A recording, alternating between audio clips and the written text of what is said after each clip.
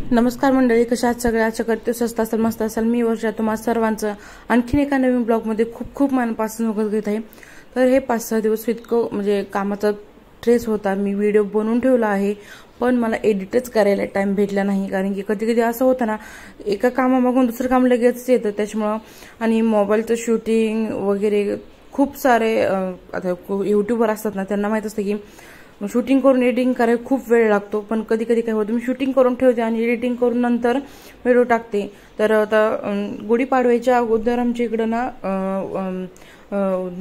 हे शेवगा नंतर शेवग्यानी कोणते कार्यक्रम हे करत नाहीत, कुरडया वगैरे असं. तर म्हणून मी गुढीपाडव्याच्या 3-4 दिवस अगोदर मला उपवासाचे खरवडे करायचे होते, म्हणून मी बनवून घेतलं. तसं तर मला कोणत्या गोष्टीचं टेन्शन नसतं, कारण की सगळं मम्मी देत असते. पण ह्यावेळेस म्हटलं चला आपल्याला सुद्धा अनुभव येईल आणि बघूया म्हटलं कसं होतंय काय होतंय. सगळं मम्मीला अगोदर विचारून घेतलं मी की कसं काय करायचं. तर मी 5 किलो बटाटे आणले होते. तर मम्मीने जसं सांगितलं तसं तसं मी केलं आणि तीच रेसिपी तुमच्यावर शेअर करत आहे. कारण की मम्मीच्या खरवड्या इतक्या छान सुंदर होतात ना. आणि आता कसं हे पण उपवास धरतात, मी पण उपवास धरते आणि बाहेरचं तेलकट खाण्यापेक्षा आणि हे कधी पण चांगलं. त्याच्यामुळे मग म्हटलं चला बनवून तर बघूयात. चांगलं झालं तर रेसिपी तुमच्याला शेअर करावी, नाही तर मग नाही करावी. कारण की प्रत्येक गोष्टीनं मी स्वतः आधी ट्राय करत असते, नंतरच कोणतीही रेसिपी वगैरे तुमच्यावर शेअर करत असते. म्हणून सुद्धा एडिटिंगला टाइम लागला आणि बाकीची कामं सुद्धा होती. तर आता 2-3 दिवसाचं शूटिंग मी एकाच ब्लॉगमध्ये दाखवत आहे. छोट्या छोट्या क्लिपा घेतलेल्या आहेत. तर 5 किलो बटाटे उकडून घेतले मी आणि हे ना सगळे मी रात्रीच उकडून ठेवलं होतं, आणि सकाळी होण्याच्या आधी आपल्याला करायचं असतं त्याच्यामुळं. आणि रात्री अर्धा किलो भगर सुद्धा मी शिजवून ठेवली होती.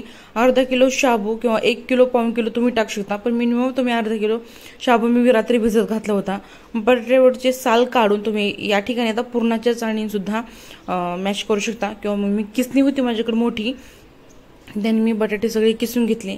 तर हाताने चुरण्यापेक्षा किसूनच घ्या, कारण की जेव्हा आपण खरवड्या पाडतो ना तेव्हा त्याच्यामध्ये बटाट्याचे काप वगैरे अडकण्याची शक्यता असते. त्याच्यामुळे मी किसूनच घेतलं. आणि आता टफ काम होतं म्हणजे हे सगळं मिक्स करायचं. याच्या अगोदर काही केलं नव्हतं, इंस्ट्रक्शन तर मम्मीने दिले होते मिक्स करायचं कसं काय कसं.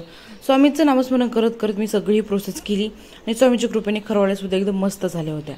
सो मी भगर, शाबू, बटाटं मिक्स केलं. आणि आता या ठिकाणी मी शाबू आणि भगर आणि बटाटे जेव्हा मी उकडवत होते, शिजवत होते, तेव्हा मी ऑलरेडी त्याच्यामध्ये नमक टाकलं होतं, जेणेकरून बटाटे सुद्धा लवकर शिजतील आणि काळे पडणार नाहीत. आणि भगरमध्ये सुद्धा मी नमक टाकून ठेवलं होतं. त्याच्यामुळे मी पोहे खायची 2 चमचे नमक आणि 1 चमचा लाल मिरची पावडर टाकून घेतली होती, जेणेकरून ना जसं तिखट होणार नाही आणि खाताना ठसका लागणार नाही. तर एवढं मेजरमेंट एकदम खूप छान होतं आणि अप्रतिम होतं. तर व्यवस्थित सगळं मिक्स वगैरे केलं आणि आता वेळ होती खरवड्या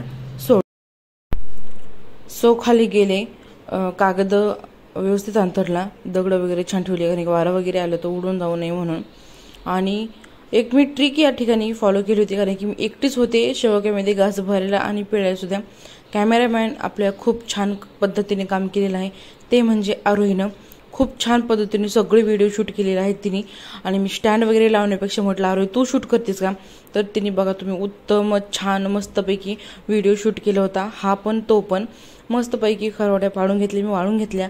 आणि 1-2 दिवस गॅप पडला तर व्हिडिओ शूट करण्यासाठी, काही बाकीची कामं होती त्याच्यामुळे. आणि खूप सारे व्हिडिओ तुमच्यासोबत आता पटपट एकदम इंटरेस्टिंग येणार आहेत.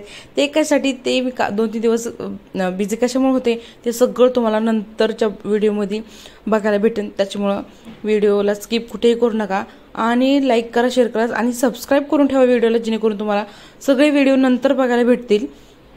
आता आला गुढीपाडव्याचा दिवस. सर्वांना गुढीपाडव्याच्या मंगलमय शुभेच्छा. सर्वांनी गुढी वगैरे उभारलीच असेल. तर 3.5 मुहूर्तापैकी एक मुहूर्त असतो. मराठी नवीन वर्ष आपलं चालू होतं.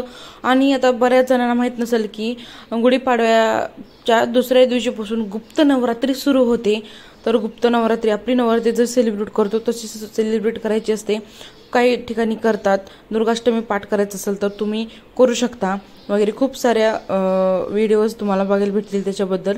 सो आरोहीने पूजा केली, मी पूजा केली, ह्यांनी पूजा केली, मस्त अशी गुढी उभारली, दाराबाहेर मस्त अशी रांगोळी काढली. आणि सकाळपासून घर झाडून काढणं, पुसून काढणं, सकाळची जी कामं असतात सो ते करणं.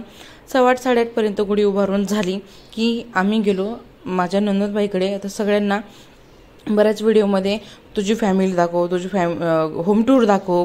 तर बऱ्याच वेळेस काय होतं, मला व्हिडिओ शूट करता येत नाही. पण आज म्हटलं मोका भी 200 रुपये चला तुमच्यासोबत शेअर करावी. तर माझ्या नंदुबाई तुम्ही बघितल्याच, ह्यांना औक्षण वगैरे करत होत्या. त्यांची छोटी मुलगी म्हणजे बेबी, तिचं जावळ काढत होतं आणि पाडवी दिवशी जावळ काढलेलं शुभ असतं. त्याच्यामुळे आम्ही जावळ काढायला तिथं गेलो होतो गुढी वगैरे उभारून. तर यांच्या मांडीवर बसून म्हणजे मामाच्या मांडीवर बसून जावळ काढतात. आमच्या इकडे तरी अशीच प्रथा आहे. तर असं चौक भरला जातो, तुम्ही व्हिडिओमध्ये बघू शकता. तिथं नागवेलीचं पान वगैरे विडा ठेवून मग नंतर ते जावळ काढलं जातं. एक बट मामा कापतो, नंतर बारीक, नंतर कार्यक्रम मस्त झाला. जेवण वगैरे केलं आणि नंतर आम्हाला वापस यायचं होतं. त्याच्यामुळं तर आरोहीचा सुद्धा फर्स्ट एक्सपिरियन्स होता.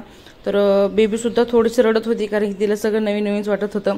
त्याच्यामुळे थोडं शूट घेतलं आणि नंतर मग आम्ही घरी आलो. आय होप तुम्हाला आजचा हा ब्लॉग आवडला असेल तर चॅनलला लाईक करा, शेअर करा, सबस्क्राईब करा. आणि आणखीन एकदा तुम्हा सर्वांना गुढीपाडव्याच्या हार्दिक शुभेच्छा. तुमच्या सर्व चांगल्या इच्छा पूर्ण होत ही स्वामीचरणी प्रार्थना करते आणि व्हिडिओला संपवते. Bye bye.